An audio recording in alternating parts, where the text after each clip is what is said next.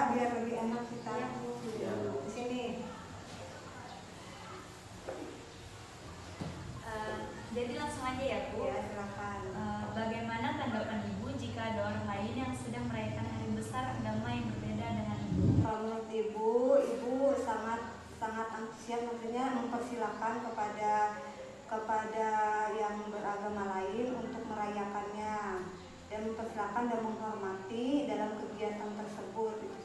Selanjutnya, bagaimana cara Ibu menerapkan toleransi beragama di lingkungan sekitar? Nah, untuk menerapkannya yaitu saling menghargai, saling menghormati, dan saling membantu. Yang selanjutnya Bu, bagaimana cara Ibu menerapkan toleransi beragama di lingkungan sekitar? Nah, untuk menerapkannya yaitu saling menghargai, menghormati, di mana tetangga Ibu apabila ada berbeda agama saling menghargai di dalam kegiatan tersebut. Itu saja. Terima kasih. Wawancara dari kami, terima kasih untuk waktunya Ibu. Sekian dan selamat siang. Ya, Ibu ucapkan terima kasih juga untuk kalian sudah berkenan hadir di sini, dan juga ucapkan terima kasih dan selamat siang. Kami dari SMA 2 Gunung Lima ada tugas proyek mewawancarai. Apakah boleh kami mewawancarai kakak? Boleh, silakan. Oke.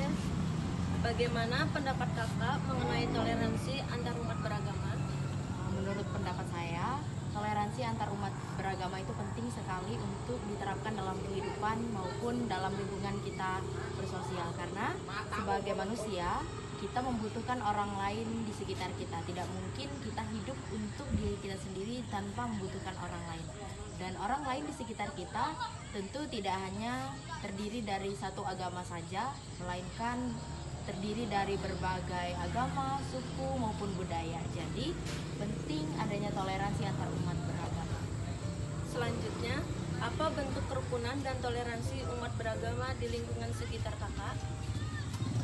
Bentuk toleransi kerukunan umat beragama di lingkungan sekitar saya itu misalnya ketika agama lain sedang melaksanakan kegiatan peribadahan agamanya, yang pertama kita tentu menghormati dengan tidak membuat keributan, apalagi sampai melakukan tindakan yang negatif seperti misalnya menyerang orang yang sedang melakukan kegiatan peribadahan agamanya. Juga ketika ada peringatan-peringatan keagamaan dalam agama tertentu, jika memungkinkan untuk dibantu, kita bisa membantunya. Jadi itu merupakan tindakan nyata yang sering sekali dilakukan dalam lingkungan sekitar saya. Ketika ada agama lain yang melaksanakan kegiatan keagamaan, misalnya di agama Hindu atau Islam, karena saya beragama Kristen, jadi biasanya membantu apa yang bisa kita bantu dan mereka perlukan bantuan.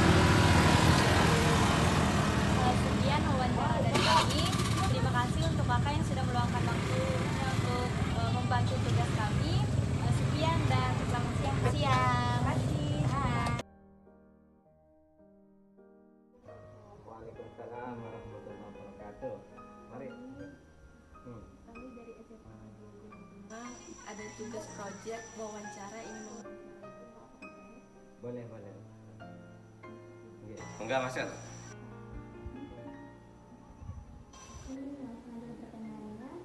Menurut Bapak, apa faktor pendukung dan penghambat dalam menjalani kerukunan antar umat beragama?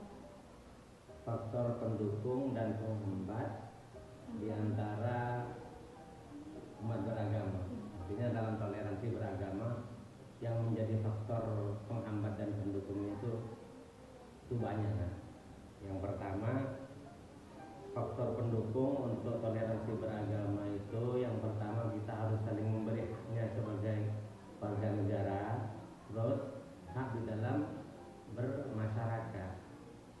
Kadang-kadang kita itu lupa dengan hak itu, sehingga tidak terjadi keharmonisan di antara umat beragama. Itu yang sering terjadi konflik karena tidak memberikan haknya. Apa haknya? Kita itu dari bertetangga dulu. Contohnya bertetangga itu kita harus rukun, bagi rasa, walaupun beda agama, kita itu harus memberikan sesuatu yang terbaik untuk sesama tetangga. Contohnya apabila kita bertemu saling tegur sapa, apabila tetangga kita di antara kita itu ada yang perlu pertolongan, kita tolong.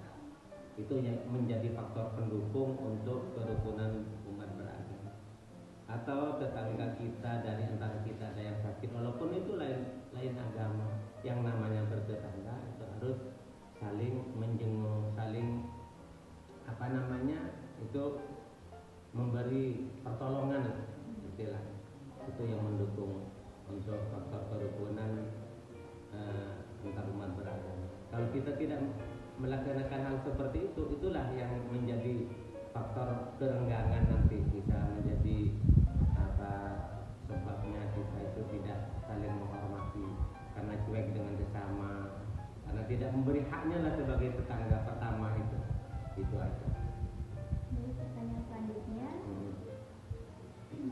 bagaimana tanggapan Bapak jika ada orang lain yang sedang merayakan hari besar agama yang berbeda dengan Bapak? Kalau orang lain dari agama kita yang merayakan kegiatan keagamaan, kita harus menghormati. Menghormati itu dalam arti memberikan kebebasan mereka melaksanakan kegiatannya. Kita jangan mengganggu, jangan istilahnya sampai menimbulkan hal-hal yang bisa mengganggu aktivitas tersebut.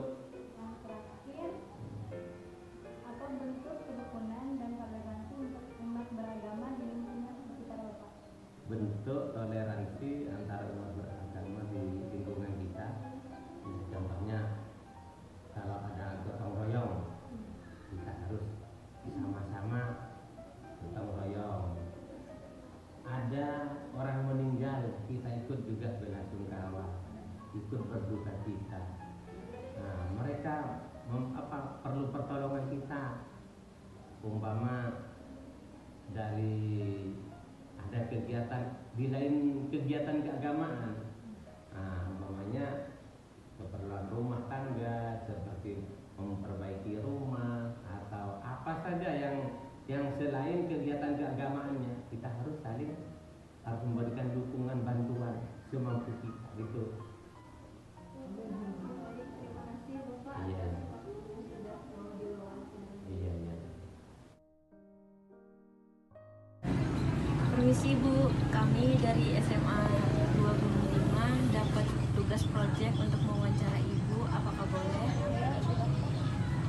Baik, saya akan bertanya bagaimana pendapat Ibu mengenai toleransi antara umat beragama.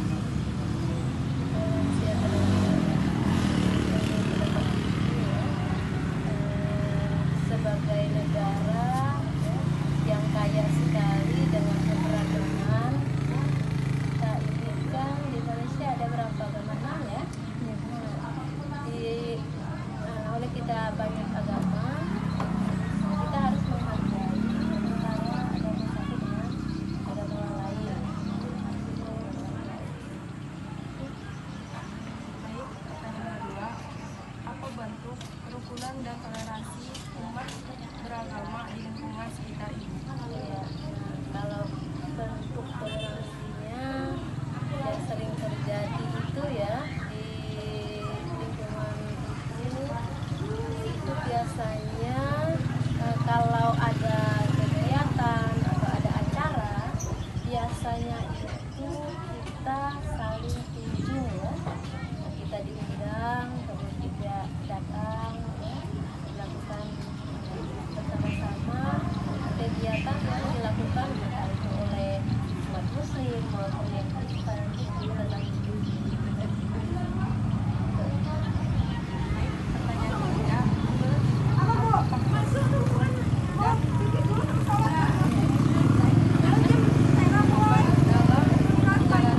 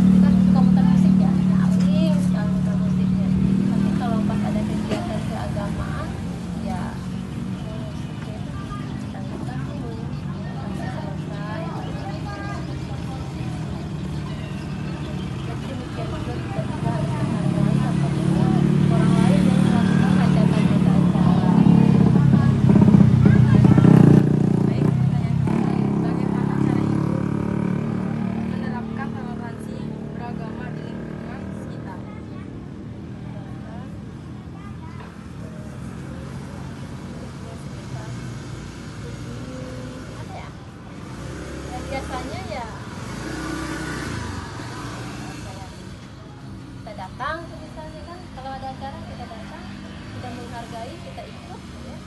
Apapun yang orang lain lakukan ya kita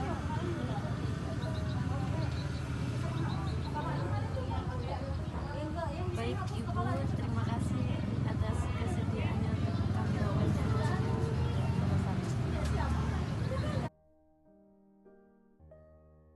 Baik, selamat siang Bapak.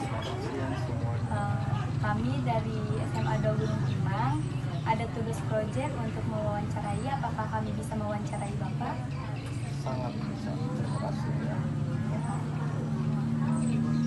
Pertanyaan pertama, boleh Pak? Boleh. Yang pertama, bagaimana pendapat Bapak mengenai toleransi antar umat beragama? Toleransi antar umat beragama merupakan landasan kita hidup di tengah-tengah beragama. Jadi dengan adanya toleransi itu kita bisa artinya hidup di tengah keberagaman itu tadi dengan baik. Pertanyaan yang kedua, apa bentuk kerukunan dan toleransi umat beragama di lingkungan sekitar Bapak? Toleransi yang ditunjukkan di lingkungan Bapak tinggal ya. Nah kebetulan Bapak ini diapit begitu ya dengan tetangga kiri kanan dan kehidupan berbeda gitu ya, berbeda keyakinan, juga berbeda suku juga. Tapi puji Tuhan sampai saat ini kita bisa saling menghargai, saling toleransi gitu. Nah, bentuknya adalah kita menghargai keyakinan misalnya orang lain. Ketika tetangga kita yang muslim kan, kita tahu ini jamnya lagi sholat maghrib misalnya atau sholat apa gitu. Nah, sehingga ketika kita misalnya di rumah tuh ada aktivitas yang misalnya harus memperdengarkan musik kah apakah sejenis itu, nah, kita bisa menghargai dengan mematikan itu. Untuk yang ketiga, menurut Bapak apa faktor pendukung dan penghambat dalam menjalin kerukunan antar umat beragama? Faktor pendukung ya. Ini berbicara masalah yang Bapak alami gitu ya. Pertama faktor pendukungnya itu ya, karena kita memandang bahwa siapapun yang ada di sekitar kita atau di luar sekitar kita yang kita temui itu adalah bagian daripada kita, mereka saudara kita keberagaman. Memang tinggal di tengah keberagaman, ya kita harus menyesuaikan hidup itu supaya selalu harmonis. Kalau apa tadi kekuatan apa tadi? Faktor pendukung. Ya, faktor pendukung. Dan juga mau tidak mau ya kita akui status kita atau pendidikan kita artinya faktor pendukung daripada toleransi itu bisa berjalan dengan adanya kita pendidikan. Maaf, bukan berarti orang tidak berpendidikan tidak bisa, tapi dengan adanya kita berpendidikan kita tahu. Kemudian penghambatnya itu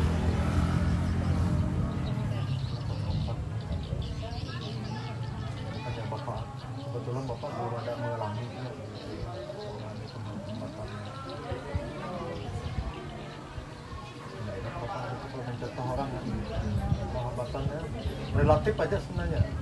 Tapi sepengetahuan Bapak tinggal 30 tahun di sekitar ini dan di Batu Raya ini, Bapak merasa nggak ada yang namanya Bapak misalnya nggak baik sama orang ini, nggak baik sama tenang aja.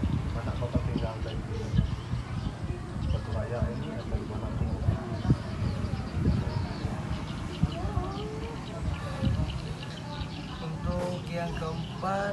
bagaimana tanggapan Bapak jika ada orang lain yang sedang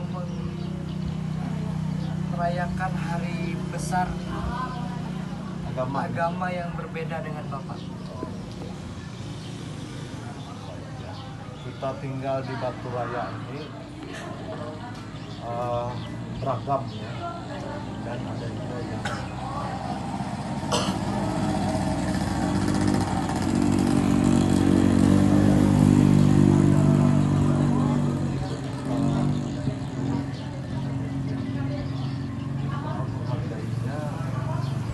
misalnya contoh hari-hari besar ya, hari-hari besar kita saling mengunjungi satu dan yang lain. Itu juga mereka sebaliknya.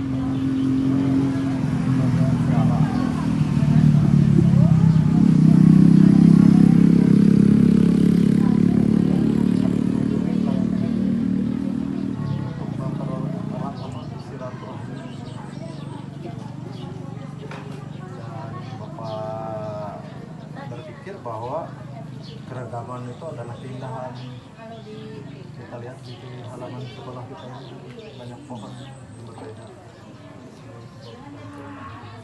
bukan menjadi sebuah perbedaan, menjadi pemisah kita satu. Tuhan ciptakan apa? Yang beraneka warna. Ciptaan Tuhan yang paling pelangi ya, warnanya merah, kuning, hijau. Pernahkah cuma merah saja? Tidak ya, saya selalu memancarkan warna pelangi kapan saja dan di setiap waktu.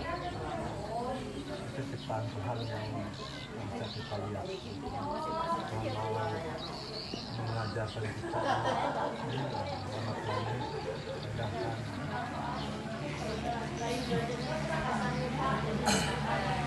Untuk yang kelima, bagaimana cara Bapak menerapkan toleransi beragama di lingkungan sekitar?